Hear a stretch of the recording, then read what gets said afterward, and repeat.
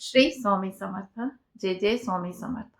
जर तुमच्या घरात सुद्धा खूप जास्त कटकटी असतील, नकारात्मक ऊर्जा असेल, एक दुसऱ्याला योग्य सन्मान मिळत नसेल, नवरा बायकोंमध्ये भांडणं होत असतील, सासू सुनांमध्ये भांडणं होत असतील, एक दुसऱ्याचे विचार नसतील मिळत आहे, किंवा वास्तुदोष असेल, परीक्षा परिणाम मध्ये आपल्याला यश मिळत नसेल, किंवा कोणताही आपण कार्य करायला गेलो त्याच्यामध्ये आपल्याला यश मिळतच नाहीये, सन्मान नाही, तर भरल्या ताटावरनं उठून रागवून चाललं जाणं, ही परिस्थिती जर तुमच्या बरोबर असेल तर नक्कीच आपल्याला श्री स्वामी समर्थांची सेवा सुरू करायला हवी. त्यांच्या शरणी आपल्याला जाणं खूप जास्त गरजेचं आहे, कारण की ही परिस्थिती जी आहे ते आपल्या घरातलं वातावरण बिलकुल बदलून देते.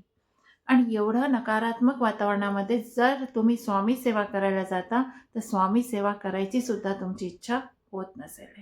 हे सगळ्यांबरोबर होतं. सगळ्या प्रत्येक घरामध्ये ही परिस्थिती कोणत्या ना कोणत्या वेळेस येऊनच जाते. म्हणून हे कष्ट आपल्याला भोगायचे प्रारब्ध आहे. आता अशा वेळेस आपल्याला काय करायचं? जर आपण एकदम स्वामी सेवा सुरू केली तर ती स्वामी सेवा आपण एकदम करू नाही शकत, कारण की घरचं वातावरण असं आहे, त्याच्यामध्ये नकारात्मकता आहे. आपण किती पूजा पाठ शांती सगळं करून घेतलंय, पण ती नकारात्मकता दूर जात नाहीये. म्हणून आपल्याला एक एक पाऊल पुढे उचलावं लागेल. तर पहिलं पाऊल आपण असं कोणतं उचलायचं? अशा वेळेस आपल्याला पहिलं पाऊल जे उचलायचं आहे ते हे, की देवासमोर दिवा लावायचा, उदबत्ती लावायची.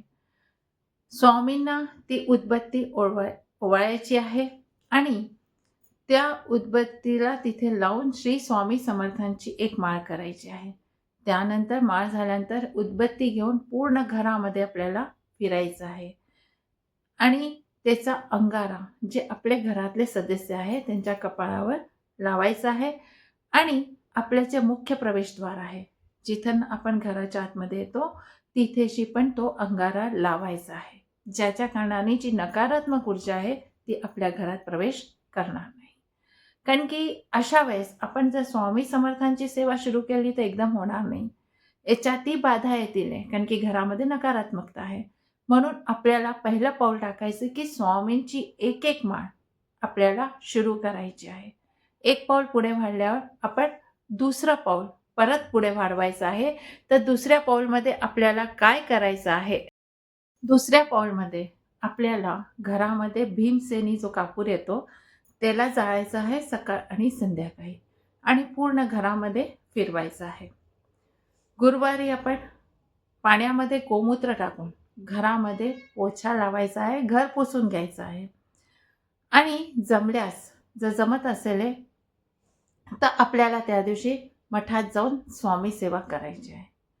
कारण की जर मठात झाले, तुम्ही स्वामींजवळ बसाले, तर तुमच्या मनामध्ये थोडी शांतता मिळेल, थोडीशी सकारात्मकता सुरू होऊन जाईल.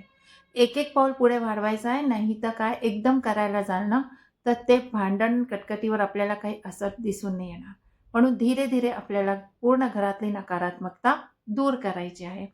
थोड्या वेळ आपल्याला स्वामींजवळ जाऊन बसायचं आहे आणि म्हणायचं आहे, माझ्या मनाला शांत कर आणि माझ्या परिवाराचे जे सदस्य आहेत त्यांच्यामध्ये बिलकुल विश्वास नाहीच आहे, तो विश्वास परत जागू दे आणि एकामेकांच्या प्रती प्रेम परत उत्पन्न होऊ दे. ही आपण तिथे स्वामींना आपली इच्छा सांगून परत आपल्याला घरी यायचं आहे. आता दर गुरुवारी आपल्याला हे करायचं आहे. आता आपल्याला तिसरं पुढचं पाऊल जे उचलायचं आहे ते आहे, तिसऱ्या पाऊलमध्ये आपल्याला काय करायचं आहे? सकाळ आणि संध्याकाळ अर्धा तास, सकाळी अर्धा तास आणि संध्याकाळी अर्धा तास आपल्याला तारक मंत्र, निशंक हो निर्भय हो म्हणणारे, हे अर्धा तास लावायचं आहे मोठ्या आवाजामध्ये. आणि त्याच्याबरोबर आपल्याला सुद्धा तारक मंत्र म्हणायचं आहे. हे तुम्हाला सकाळ आणि संध्याकाळ नियमित करायचं आहे. आणि त्यानंतर आपल्याला सगळ्यांनी स्वामींसमोर बसून दिवा लावायचा आहे. अर्धा तास झाल्यानंतर स्वामींसमोर बसायचं आहे, कारण की हे ऐकल्यानंतर काय होईल, मन थोडंसं शांत होईल, मनातली भीती दूर होईल आणि तुमचं मन तयार होऊन जाईल स्वामी सेवेकरता.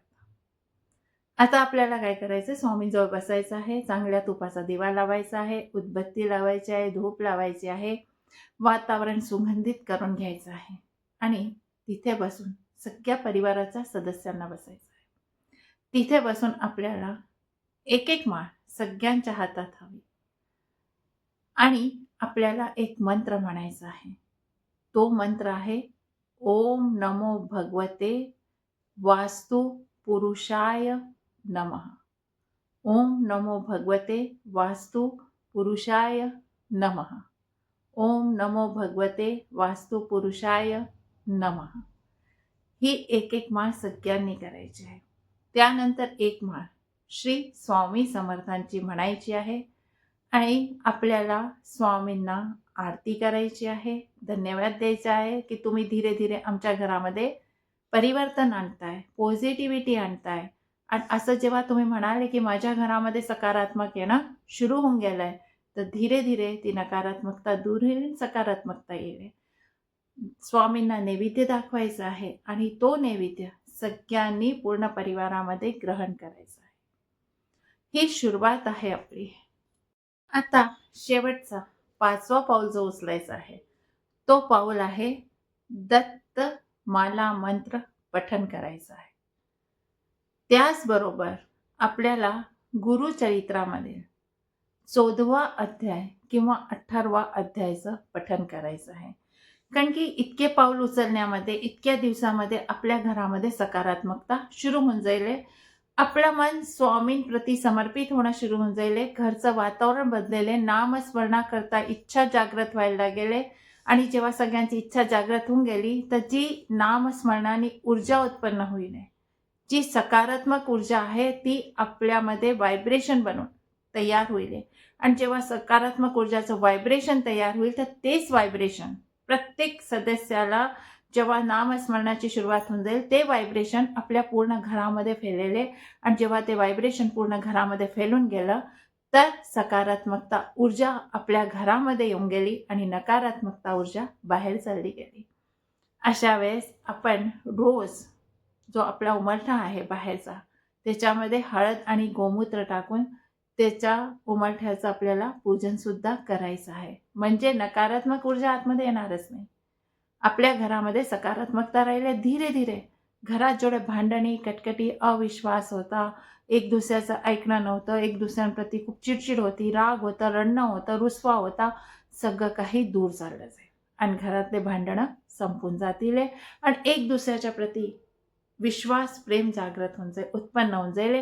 कारण की स्वामी सेवेचे व्हायब्रेशन या पूर्ण घरामध्ये लहरी, अल्फा लहरी ज्याला म्हणतो, वैज्ञानिक आध्यात्मिक किती लहऱ्या असतात आणि या ब्रह्मांडातील जेवढे पॉझिटिव्ह सकारात्मक ऊर्जा आहे ती आपल्या घरामध्ये यायला लागेल. तर धीरे धीरे पाऊल उचलायचं. एक साथ उचललं तर कधी पण त्याचा साथ आपल्याला मिळेल. तर हे 5 पाऊल आपण उचलून आपल्या घरातली भांडणी, कटकटी सगळे संपवू शकतात. हा व्हिडिओ आवडला असेल तर नक्कीच लाईक, शेअर आणि सबस्क्राईब करा. भेटूया आपल्या नेक्स्ट व्हिडिओमध्ये. श्री स्वामी समर्थ.